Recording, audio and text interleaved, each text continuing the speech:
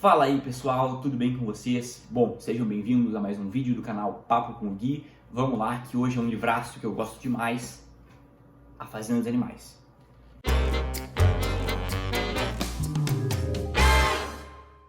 Bom, A Revolução dos Bichos, sim, esse aqui também é o título do livro, tá? Eu esqueci de dizer isso. A Fazenda dos Animais, A Revolução dos Bichos, é tudo o mesmo livro, tá? Hoje em dia esse livro é publicado por todas as editoras do Brasil praticamente, então é bem fácil aí de achar uma edição que seja do gosto pessoal de cada um. Eu escolhi essa aqui, tá? Porque eu queria muito ler os textos aqui da Fortuna Crítica, que tem mais aqui, tá vendo isso? Tá aqui.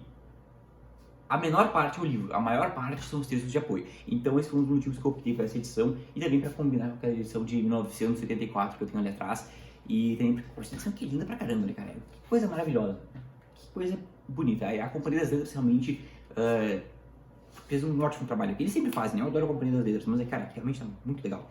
Bom, enfim, o que vai acontecer? Vamos falar aqui sobre A Fazenda dos Animais. Primeiramente, vamos falar sobre o autor da Fazenda dos Animais, o George Orwell.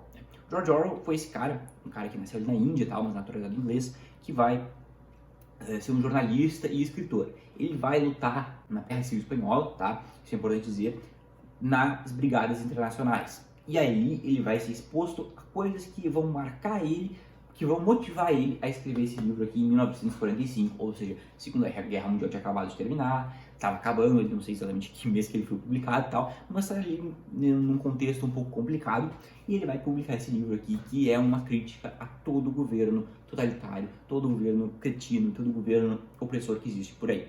Ele vai se basear na União Soviética, mas acaba servindo como alegoria, ou seja, nós podemos pegar os paralelos da realidade e ligar as coisas que acontecem aqui no livro. Por exemplo, vários personagens remetem a personagens reais que existiram, e nós podemos facilmente fazer essas ligações. Só que acontece, para mim o grande triunfo dessa obra é que ele consegue ultrapassar isso, e nós podemos colocar isso aqui em quase qualquer coisa. Claro, dadas as devidas proporções, tá? Sem ficar forçando a barra, né? Para não ficar falando bobagens, exageros. Mas dá para colocar todo o governo que quer oprimir a população, dá para ter semelhanças com isso aqui. Então ele meio que consegue criar um livro universal, né? Apesar de estar baseado na União Soviética. E o que acontece? Também é importante colocar esse disclaimer aqui, esse parênteses, que é o seguinte: o George Orwell, ele era um cara, um socialista, né? Ele era um cara comunista, de esquerda e tal, e ele vai, né, ali na vida dele, buscar conciliar o socialismo com a democracia e com a liberdade. Há quem diga que esses dois ideais, essas duas ideias são opostas e contraditórias. Não vou entrar nesse mérito aqui porque, bom, cada um vai decidir isso aí por si. Mas o que acontece? O George Orwell, ele acreditava que era possível e tal, então ele vai se opor a todo o totalitarismo do Stalin, do Lenin e de todos esses caras da União Soviética que cometeram as maiores barbaridades já vistas, né? Eles foram os grandes ditadores do século XX, junto ali com o Hitler e o Mao Tse Tung, né? E infelizmente tem muitas pessoas ainda que hoje em dia passam pano para isso e fingem não ver, né? E às vezes até aplaudem o que aconteceu lá. Isso é um absurdo, né?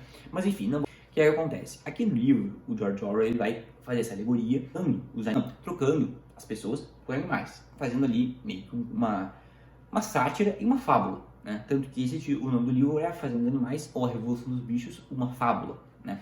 E agora vamos falar sobre a história. Mas antes disso, eu só queria contar uma história bem engraçada, né? Vocês vão achar bem legal. Que foi o seguinte: ali na época da escola, nós tínhamos que ler esse livro aqui para um trabalho, né?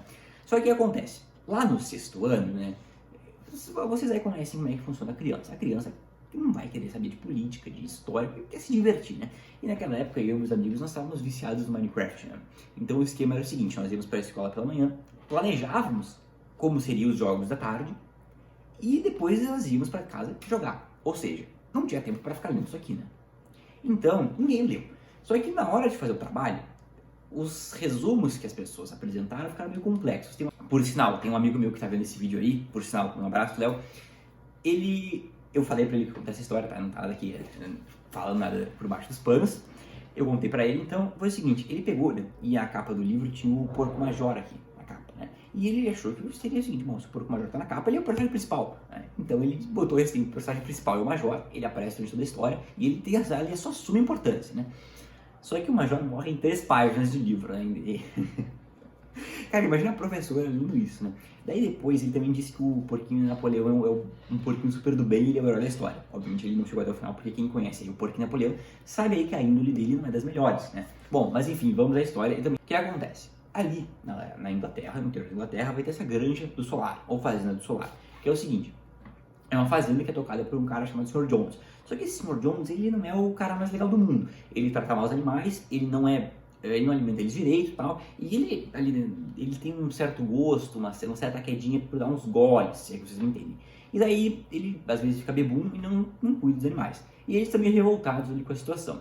Aí o que acontece? Tem um porco, chamado Porco Major, né? Que não é o personagem principal da história, tá? Ele não é tão importante assim, ele só é meio que o catalisador de tudo, né? Ele vai ter um sonho, ele vai ter a ideia dessa revolução dos animais, quando os animais vão tomar o controle e vão se livrar dos humanos. E aí ele reúne ali o pessoal, ele conta a história, todo mundo, nossa, isso é genial, vamos fazer. Só que o que acontece? Eles não fazem, logo em seguida o Porco Major morre e meio que as coisas se acalmam. Só que vai ter um dia que o Sr. Jones passa da conta ali na birita e vai esquecer de alimentar os animais. E ali a revolução vai começar meio de uma maneira, sabe, inesperada. E eles conseguem se livrar do Sr. Jones e daí vão começar a se organizar como sociedade, né?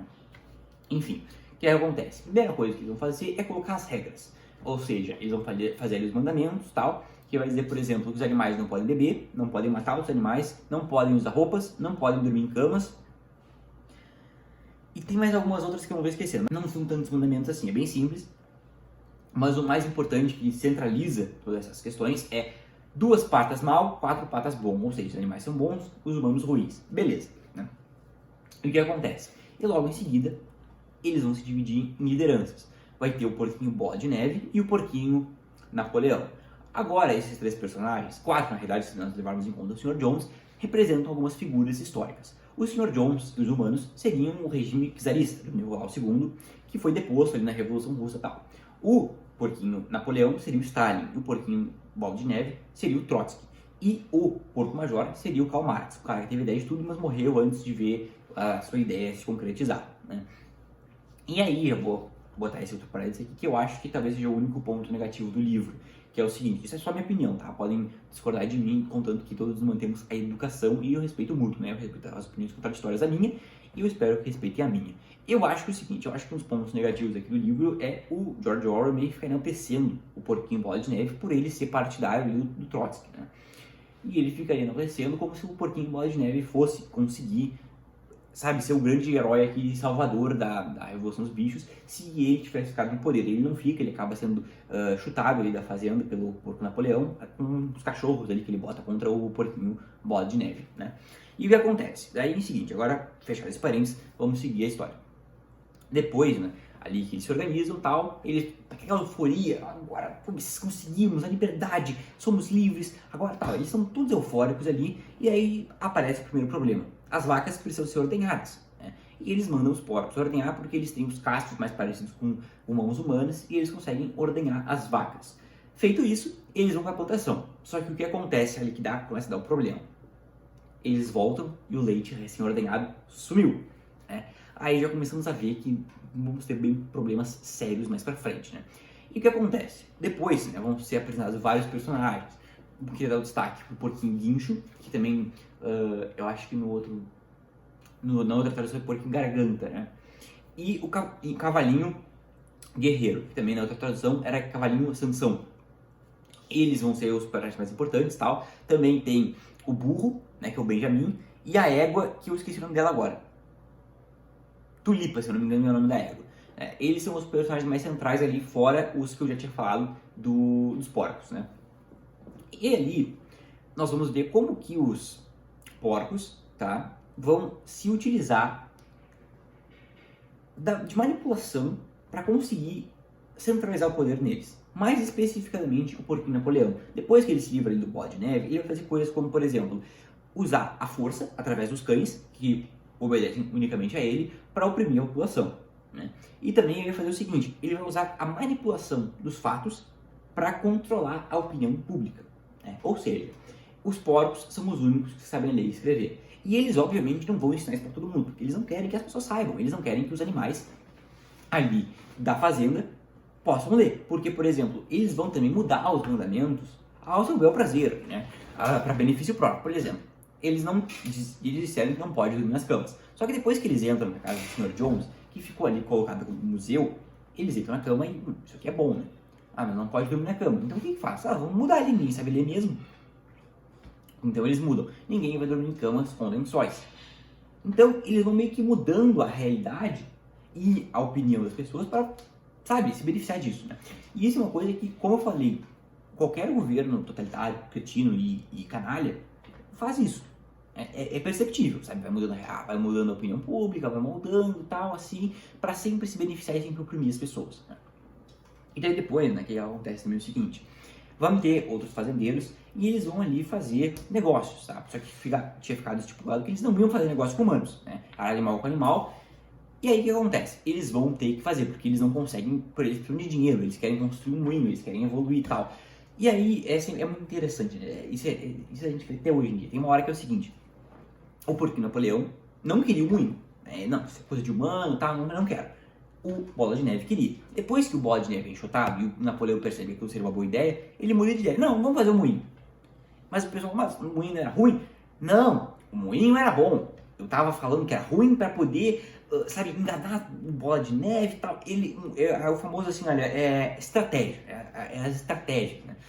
É muito engraçado, cara. Ele vai fazer esse tipo de coisa várias vezes. E como eu falei, o Porquinho Guincho vai ser meio que o porta-voz ali do governo. Ele vai ser aquele cara lambe-botas, tá? Que vai ficar toda hora ali passando pano e enganando as pessoas. Por exemplo, não, mas ele não fez isso por isso, ele tá fazendo aquilo por tal coisa. Mas, ué, por que os porcos ganham mais comida? Não, é porque os porcos são mais inteligentes. Eles precisam de mais comida para poder trabalhar melhor. O trabalho intelectual deles é muito exaustivo. Ah, mas por que eles estão dormindo nas camas? Ah, não, porque os porcos trabalham demais, eles têm que descansar mais que vocês. E as baias, onde vocês dormem, são camas também. E é aí que vai indo, né? E o troço vai descambar, um troço assim, olha, tirânico. Os animais vão começar a desaparecer, vai ficar como aconteceu na vida real, na União Soviética, né? E vai ficar um troço super totalitário, né? E no final, eu queria ler a última frase aqui, que é uma frase chocante, tá? Que é uma frase de impacto, a famosa frase de impacto, que é uma frase muito famosa, como acaba aqui o livro. Eu vou ler pra vocês, que eu acho que não faz mal se eu contar o final, né? Acaba aqui, tem 120 páginas, né? É o seguinte, os bichos ali, né, vão receber os humanos na fazenda para discutirem ali e tal, e os porcos vão receber eles em casa. Só que nesse ponto da história, os porcos já estão fumando, já estão bebendo, já estão usando terno, vieram humanos praticamente, né? E daí os outros animais, né, chocados, vão olhar na janela olhar. E daí eles vão ressaltar o seguinte, os bichos lá fora olhavam de porco para homem, de homem para porco, e depois de porco para homem outra vez. Mas já era impossível saber quem era homem e quem era porco. Ou seja, aqui o George Orwell está criticando o sistema da União Soviética, que se tornou justo aquilo que prometia combater, né? Inclusive até pior, eu acho que ele acreditava que tinha se tornado inclusive pior. E o que acontece, cara? Como eu falei, esse livro aqui, apesar de ter essas inspirações reais, ter ligações aqui ali e tal, nós podemos traçar paralelos disso aqui com qualquer governo, quase da história, sabe? Porque sempre vão ter semelhanças de como esses governos se utilizam de táticas para oprimir a população, enganar a população para sempre se beneficiar, sabe? Os governos, os políticos sempre vão passar a população para trás para se beneficiar, né? E isso aqui é uma denúncia contra isso. Cara, isso aqui é um documento histórico assim, valiosíssimo, sabe? Que é um livro que deve ser lido, um livro que deve ser estudado, que deve ser sempre mostrado para as pessoas para saber identificar e, antes que seja tarde, combater os governos totalitários e que sejam contrários à liberdade, contrários à liberdade de expressão. E é isso, pessoal. Eu acho que basicamente isso. Eu quero que realmente vocês leiam esse livro. É um livro importantíssimo, é bem escrito, é muito legal de ler. É facinho de ler, tá? É um livro que eu recomendo para quem está começando a ler, está entrando em contato mais com os clássicos. Tem ali suas 120 páginas, dá para ler rapidamente, em 4, 5 dias, até menos, eu acho. Se realmente quiser sentar e ler em um dia, dá também, é tranquilo. E fica a minha recomendação, cara. Esse é um livro maravilhoso. Tem aquela crítica que eu disse que eu acho que ele dá uma puxada de saco ali para as teses políticas dele, mas tudo bem, não é algo que vai comprometer o livro, tá? Por mais que seja uma coisa que eu não considero que seja um acerto, não é algo que comprometa a experiência, né?